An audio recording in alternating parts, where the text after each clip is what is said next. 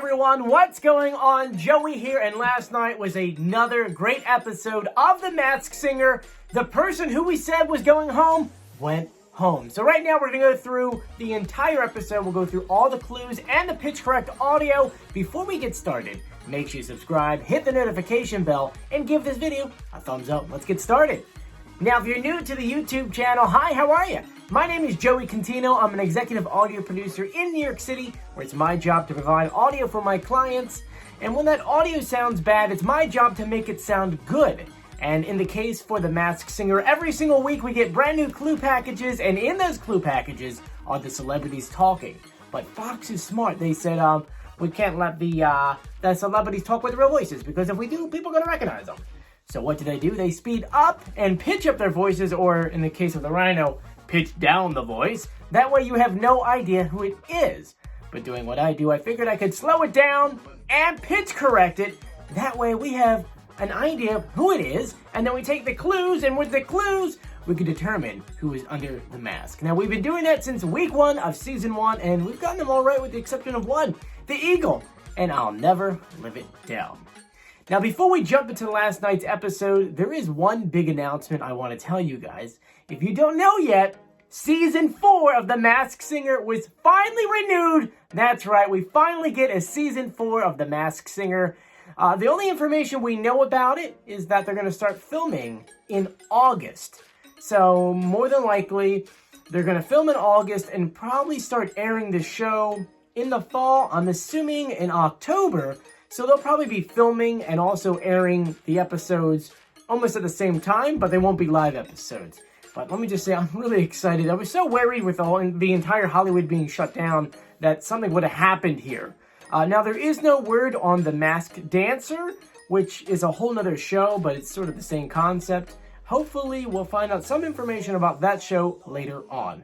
Now, let's go ahead and dive into last night's episode. They had a guest judge. It was Jeff Dye, who to be honest, I had never heard of him before. I know a lot of you guys on Reddit were like, who the hell is this guy?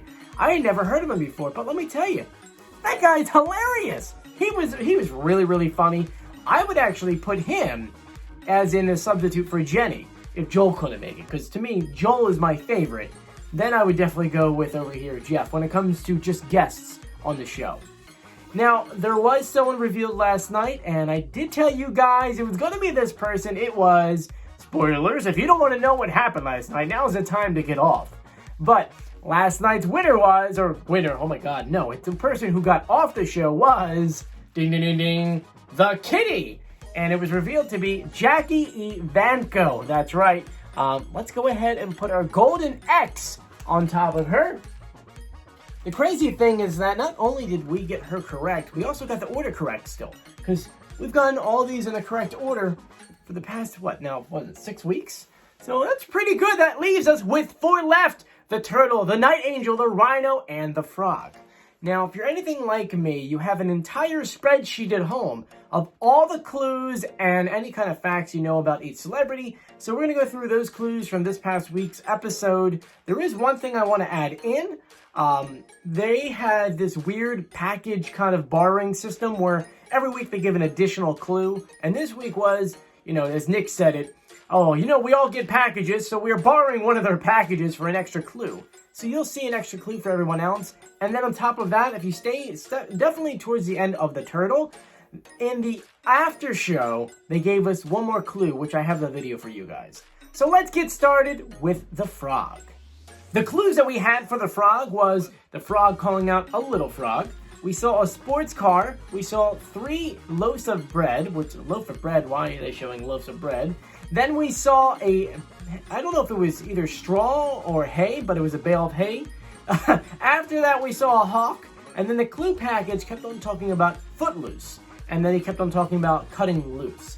And then the package that was borrowed for him was a jet plane. Now, when it comes to the audio, we are changing it up just a little bit. Instead of pitch correcting the clue packages, we're pitch correcting the contestant talking to the judges because we realized it has to be instantaneous, which means the reversal software that they're using has to be something simple. So we're using that because it's easier. But here's the audio they gave us. Getting to the quarterfinals is amazing. I mean, it really is, but I'm here to win that golden mask for my kid, baby. Now here's our audio. Getting to the quarterfinals is amazing. I mean, it really is, but I'm here to win that golden mask for my kid, baby. Now feel free to guess below who you think it is. I think it's Bow Wow. And let's go ahead and compare the voices. This is the frog talking into Bow Wow. Getting to the quarterfinals is amazing. I mean, it really is, but I'm here to win that golden mask for my kid, baby. It was like being traded to another team after you spent 8 years there. Like, it was weird. So as you can see, that sounds like Bow Wow to me. Now let's answer some of the questions or clues they gave us. When it came out to calling out a little frog, we do know he has a daughter. He's talked about his daughter before. When it comes to the sports car, we do know he was on Fast and the Furious Tokyo Drift. Sorry about that. When it comes to the loaf of breads and hay, I really have no idea what that's all about. When it comes to the Hawk, we do know that his NBA home team is the Atlanta Hawks because he currently lives in Atlanta. And then when it comes to the airplane, this is a really interesting story and something I didn't know about him. It turns out there was a massive viral thing online where he was pretending to be on a private jet and someone called him out on it. I had to look it up, and it's actually really, really funny. But yeah, those are all the clues we had for the frog. Let's dive into the rhino. The clues that we had, he spoke about his wife and how she was there for him when he went through a lot of trouble in his life. We saw a sign that said, hill ahead, 15 miles per hour, and it's a $30 fine for speeding. We saw 3 baby elephants. We saw a pair of ballet slippers, and then a hand-drawn turkey. And then the extra package was a Navy hat. Now here's the audio they gave us. I'm winning an internal battle with self-consciousness. Now here's my pitch correct audio. I'm winning an internal battle with self-consciousness. But I feel like I'm overcoming my fear of failure and building trust to finally take more risks. I mean, I'm in the quarterfinals, right? Now who do you think it is? I still think it's Barry Zito. Now let's go ahead and just compare the voices. Here is the rhino talking into Barry Zito. I'm winning an internal battle with self-consciousness.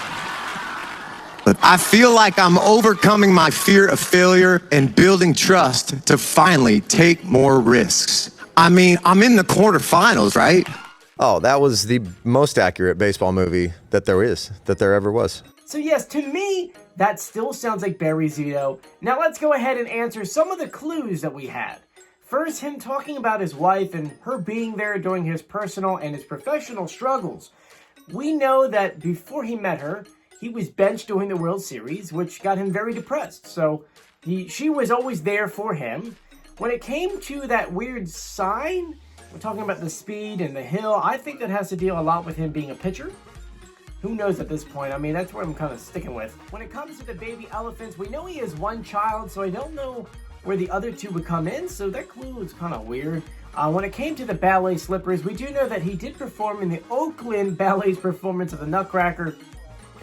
Yeah, I know, that's quite interesting. And then when it came to the Navy hat, we did find out that he was on the TV show Jag. He was a petty officer, so that cap would make sense.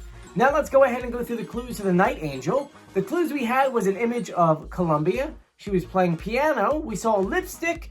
She mentioned that obviously she got started very young. And then there was various envelopes with the titles To My Hero, Say Baby I Love You, and Love Night Angel. The extra clue they gave us, which was the package, was some snow gear. Now here's the audio they gave us. Oh my gosh, this is actually a full circle moment for me.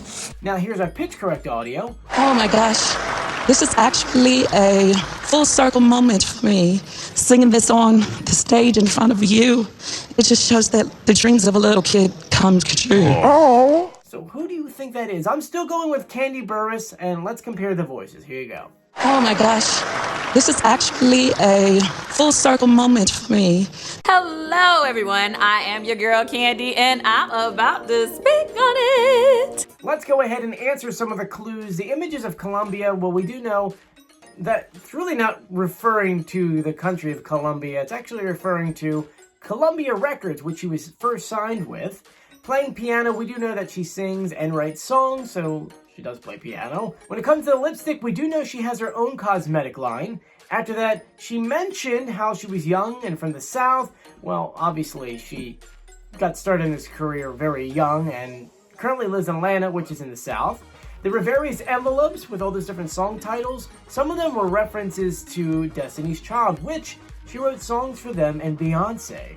When it came to the snow gear, and this one's an interesting one, and I don't want to screw this one up, but it turns out on her TV show, which is the Real Housewives of Atlanta, she replaced Deshaun Snow. So, kind of a connection there, right? Anyway, let me know if you agree with me in the comment section, and now we're down to the last one, the turtle. Now, the clues we had was the turtle fixing a car. He mentioned 1999, which was a poster, and it said wanted.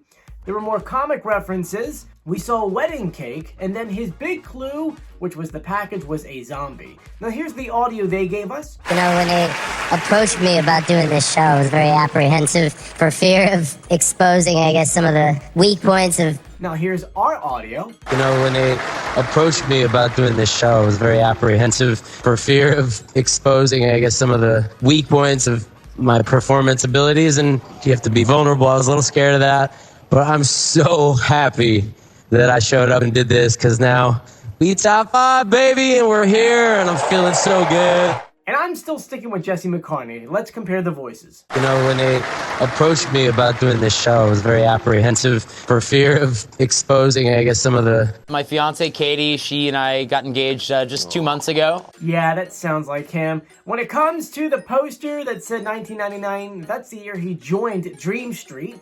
When it comes to Wanted, that's the name of his perfume. When it came to the comic references, well, we do know that he is a voiceover actor, especially in the show Young Justice. After that, we saw the wedding cake. We know he recently got engaged. Congratulations, by the way. And then the last clue, which was a zombie, we do know he was on Fear the Walking Dead. Now, there was an extra clue that they gave us in the after show, and this is what it was. I think it's good we're all washing our hands more these days. And if you want a clue to my identity, you should know that I already had a close relationship with soap long before we started social distancing. Now, when it comes to soap, you're thinking about, hand washing soap, right? You're gonna wash your hands. No, that's not what he's referring to here. He's referring to the daytime soap opera, All My Children, which is where he got his start in acting. So, yeah, that kind of puts the nail in the coffin for him. So those are all my guesses. Let me know if you agree with me in the comment section or if you disagree with me. Next week, we have the final 4. Who do you think is going home? Please comment below. But thank you so much for joining me. If you haven't done so yet, please subscribe, hit the notification bell, and give this video a thumbs up. And if you made it to the end of the video, I like to leave you with a question to write in the comment section below. What is your plans for the summer? That's really what I want to know. Because right now, things are kind of up in the air. Are you canceling your plans? Are you making new plans? Let me know. Thank you guys for joining me. I'm Joey. I'll see you later. Bye.